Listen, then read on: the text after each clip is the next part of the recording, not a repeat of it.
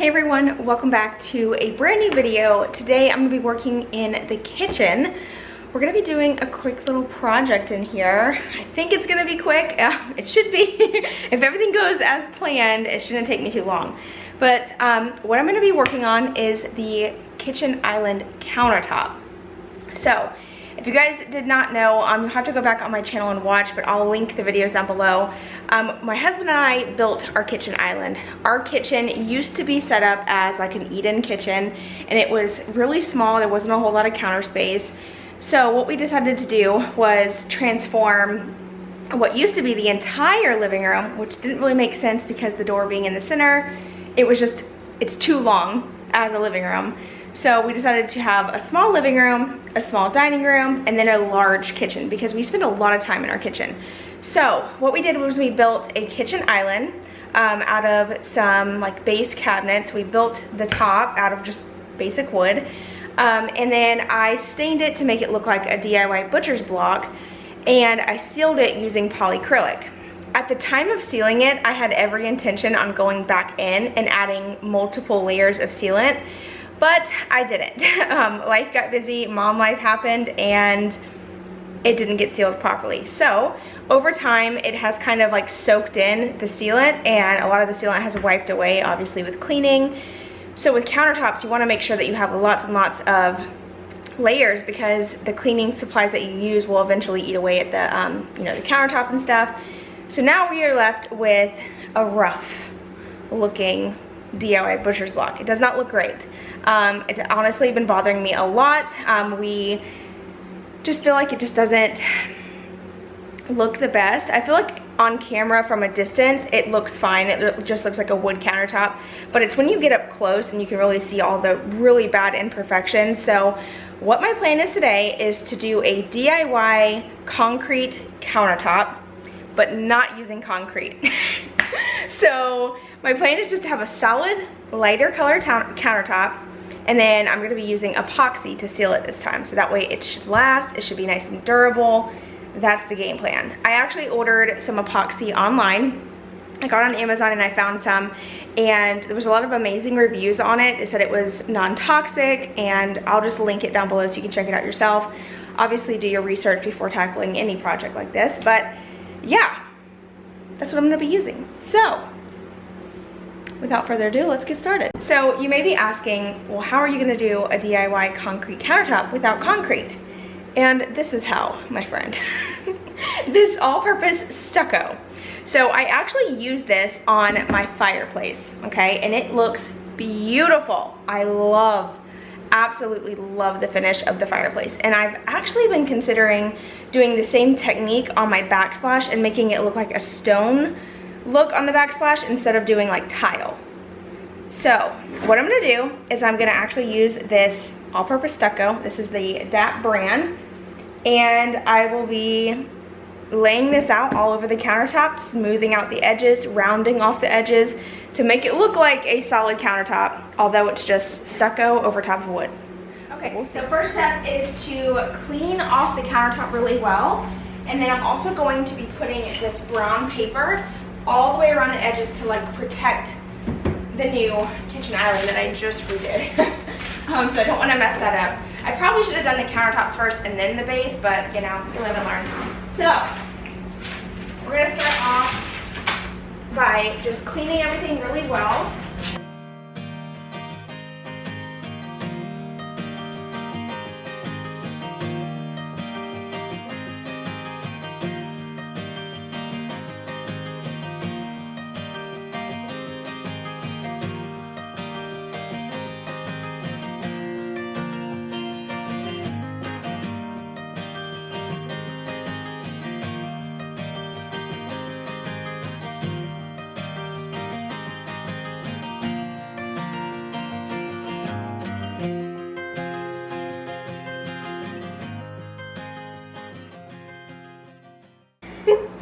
I'm so scared. I hope this works. Okay, so I am taking this metal putty knife and I am just spreading this stucco all over the wood countertop. So all I've done so far is just clean the countertop really well and going right in with the stucco. This doesn't have to be perfect because at first it's going to be kind of hard to work with. Once it starts drying a little bit, you can start to really like shape it a little bit better. And I found that pouring out the entire container worked a lot better, being able to just smooth it all out at once than doing little sections at a time. So this kind of just helped me spread the product really well. While I was spreading out the stucco, I did notice that there was a few pretty thick chunks that were like kind of hardened already. So you're going to want to make sure that you pull those out while you're kind of scraping, because you don't want to have like solid rocks like kind of sitting on your countertop. So I ended up pulling those out, and then I'm kind of rounding the stucco off over the edge, making it a little bit more thick and kind of like clumpy on the side, because I really wanted the illusion that this was a like concrete or stone countertop. And I wanted to include an inspiration photo here to kind of give you an idea of what I was going for. This is the only photo I could find with this particular look, and I just figured I would share it with you guys. So this is kind of like the idea.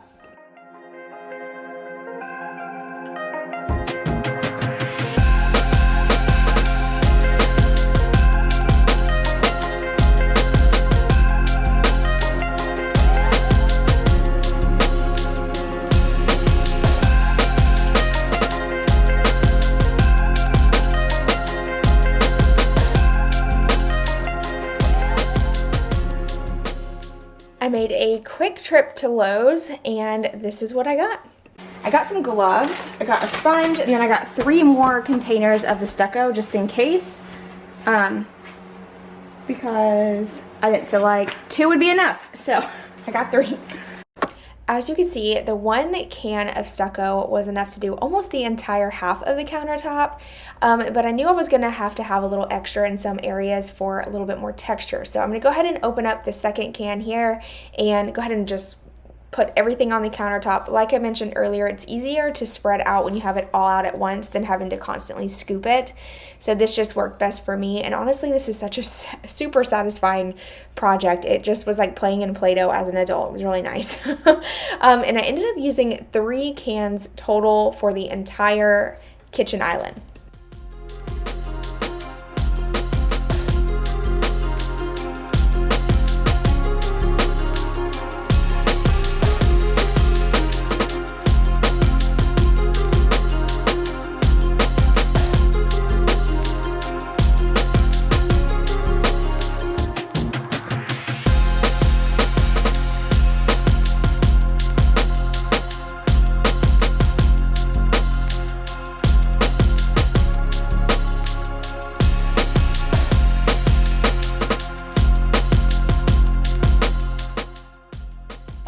I have almost the entire countertop covered, and I'm just trying to even things out as much as I can before this product starts to dry too much.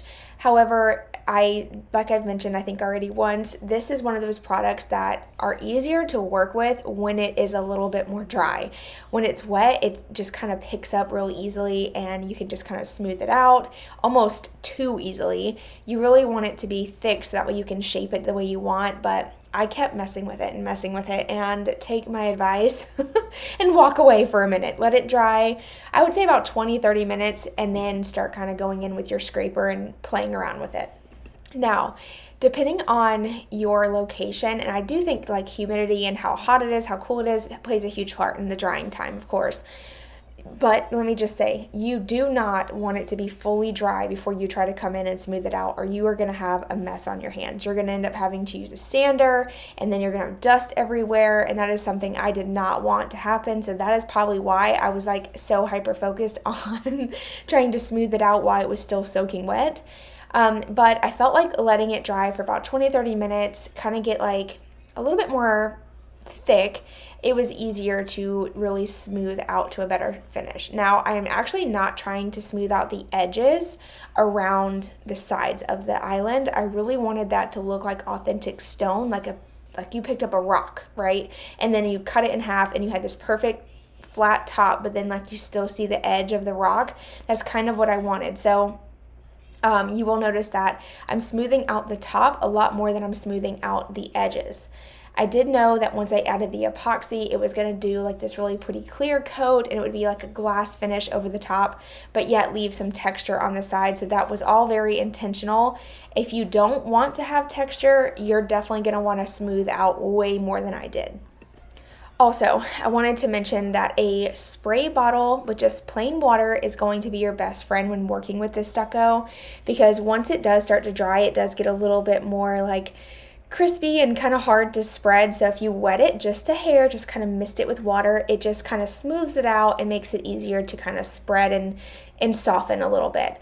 So then I also took this big sponge, and this is it's damp, but it's not soaking wet. So you don't want it to be dripping wet because it's definitely going to leave watermarks. But it's just enough, and I'm kind of just smoothing out some of those really rough surfaces. And then I'm going to kind of take it along the edge and kind of just tap it here just to kind of make it look a little bit more authentic and not so sharp.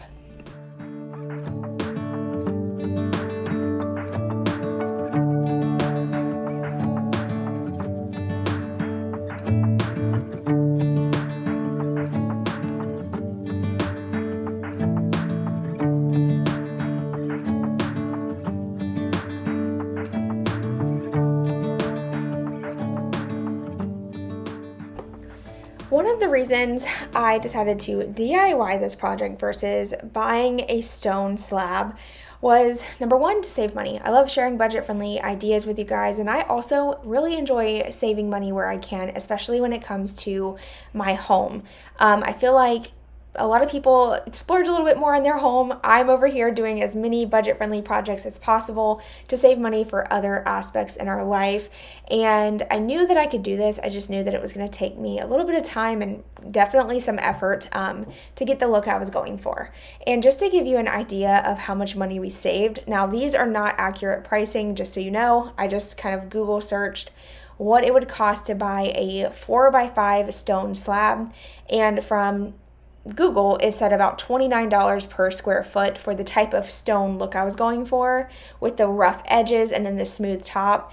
And that would mean that we would spend about $580 just for a stone slab, for just the kitchen island. That's a lot of money. And we were able to do this for $100. So the stucco was $30 because I only used 3 cans. The epoxy was $46 on sale, so I just rounded that up to $50, and then I spent about $20 in other supplies like a little putty knife, gloves, paper, tape, and that made the entire total right at $100. So I saved $480 doing this myself, which I'm really proud of.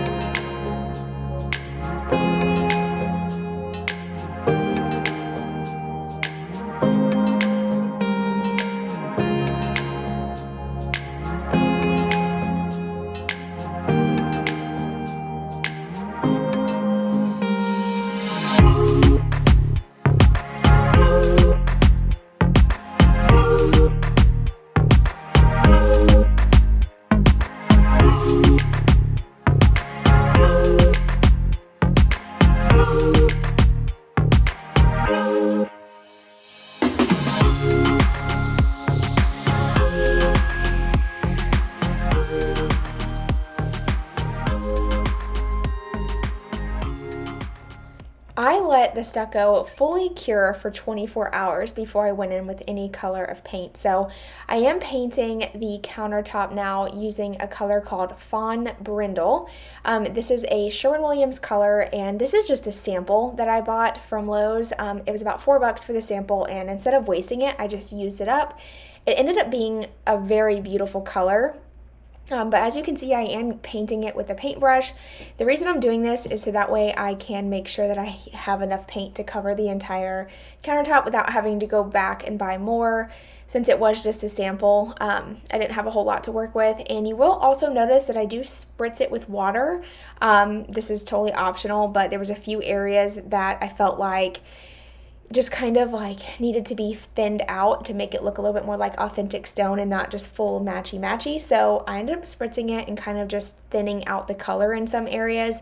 So my actual countertops have, it's like a 3-toned color, kind of like an authentic stone would look. After letting the countertops dry for a few hours, we are now going to go ahead and tape off the cabinetry with plastic because we're going to jump into doing the epoxy.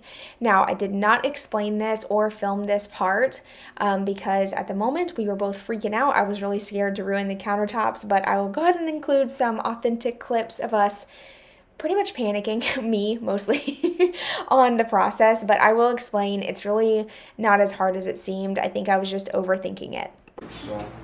You're gonna get it on your hand. Oh no. Should we pour it into the other container so it's easier for I guess. Do I start leveling it out now? I don't know what direction's for. Oh, what do I do? Alright, you come to this side, I guess, now?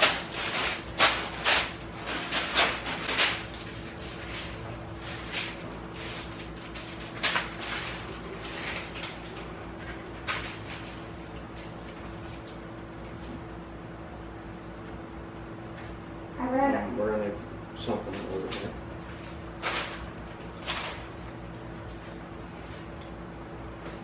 I read online to use your hand, so you do that. What? Use your hand to kind of smooth it along the edges.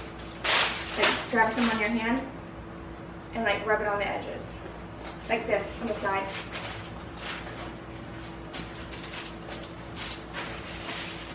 This makes me so nervous. I don't know what I'm doing. What am I doing? Oh, I think it's just the right amount.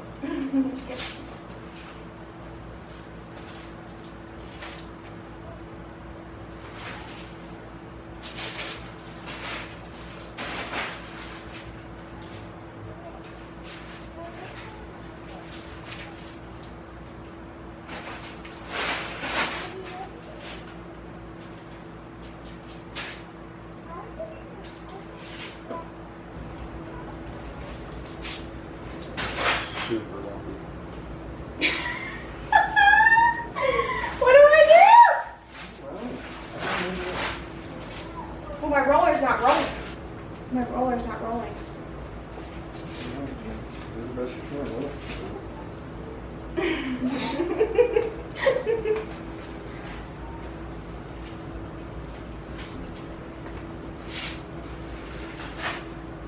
Oh, it's leveling out. It's getting better.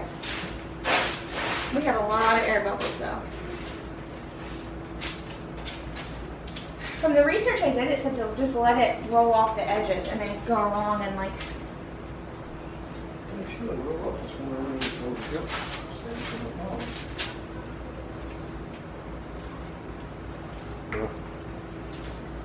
You think it's leveling over?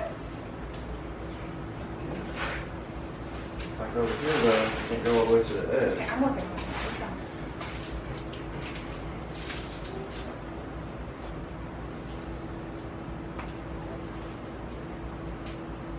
I don't know if I can this is. I think it's just a mistake. Don't laugh. It looks better. As you could see, we were completely clueless. Every little ounce of research that I did went right out the window as soon as we mixed that epoxy. It was like I forgot what people said to do. So we were literally winging it. Don't recommend. At least take some notes, something. But I think it was just the nervousness of ruining the countertop because I had already worked so hard on it, and I love the way it looked. So I was really scared. But this is a self-leveling epoxy. So even though my roller stopped rolling, like I kept saying over and over again to my husband, it did eventually level itself out, and it actually turned out pretty darn good for the first coat. we are going to have to do a few more coats, and in just a moment I am going to give you a full update and explain how this video is about to turn into a part 1 and part 2. So before I jump into the update, I am just going to go ahead and point out I am taking a heat gun here and popping all of the air bubbles. There was a few that were a little bit bigger than others, so that's why I was kind of like hovering around certain areas a little bit more. The rest, I was just kind of going in a mow your lawn motion back and forth. That's what my husband said. He's like, just envision that you're mowing the lawn, which I'm out here doing circles in the yard when I mow, but anyway. So I am just using the heat gun now. Keep in mind, you do not want to put the heat gun too close to the epoxy because it can burn it. Trust me, I already learned my lesson. All right, y'all, I have an update on the countertops. So I'm actually going to be splitting this video up into 2 parts. Part 1, what you just saw. Part 2 will be hopefully the final reveal and the new hardware and just like a whole kitchen refresh. I want to like just refresh the space a little bit, rearrange some of the stuff on the countertop. So stay tuned for that if you want to see the final reveal. I'm sorry that I have to split it up, but let me explain. So I ordered new hardware for the kitchen and that came in and it's the wrong size. So that's a bummer. Totally my fault. I just accidentally measured wrong. I measured from like where the holes go in, not the actual hardware itself. I don't know what I was thinking. But anyway, I got the wrong size, so I have to return those, order new ones. I also ran out of epoxy. So that is just real nice. We didn't realize that we were gonna need 3 layers. We planned on only doing 2, which would have been enough with the jugs that we had. But once I explain why we're doing 3 layers, it'll make sense. So once we got started with the epoxy, a few things. First off, I did the DIY like concrete slab look. I wanted it to look like stone, like a roughed up stone slab. So then I painted it to have a solid color and we poured our first coat of epoxy over the top. And if you saw the color when I first painted it, I love the color. But once we added the epoxy, it changed the color. It looked a lot more beige and more like brown than I expected it to. It wasn't the look I was going for. So the color just like went way off from what I wanted. So that was kind of a bummer. Well, at that point, then it was a matter of a waiting game to see how long this epoxy takes to cure. And it takes a lot longer than we thought. We were thinking in our mind like a couple hours, it'll be hard, it just won't be like solid. No, it was sticky and tacky for hours and hours and hours. It took a full 24 hours for ours to cure. Maybe it's our temperature in our house. Maybe it's just like the humidity here in Florida. I don't really know, but it took a long time. So in the meantime of waiting for the epoxy to cure, we were dealing with flies because we live in the South. Flies are horrible around this time of year. I had 2 flies land in my fresh epoxy. We had dog hair that ended up in it. My hand went into it. It's just been so challenging to keep it clean when you live here. So it's like one of those projects, if you're gonna do, it's almost like you need to have something planned to do outside of your home or have somewhere else to stay for like a couple nights if you can. It doesn't smell strong at all. The one that I got has like hardly any smell, but it's just a matter of keeping it clean is so hard. So that has been our biggest dilemma. And after we did our second coat, it's looking real good. It leveled out real great. Everything's looking nice, but I messed up last night and I put the fan on it and it blew dust on it. I know, you live and learn. So anyway, today was the day we put our second coat on, and we also added dye to the epoxy to kind of like tone down the beige that it turned into. So it's starting to look better. It still needs about a coat or 2 more of epoxy to really like get that perfect like slate finish. Like I just want it to be at like glass is what I want. So we'll see. But like I said, I had to order more epoxy and it won't be here for about 5 days. It takes forever for this to ship, but it doesn't ship through Prime, so it just takes a little bit longer. So yeah, anyway, that's where I'm at. So don't be mad, please, that I had to split this video up. I hope you guys truly don't mind. I will be more than happy to insert some clips right here of how it's looking so far so you can kind of get an idea. But stay tuned. The new hardware that I ordered is beautiful. It's just the wrong size. And actually, Loving Life as Megan helped me out with the hardware. She actually sent me a ton of suggestions after one of my videos I posted. I was filming. And you just messed up my whole video. What do you...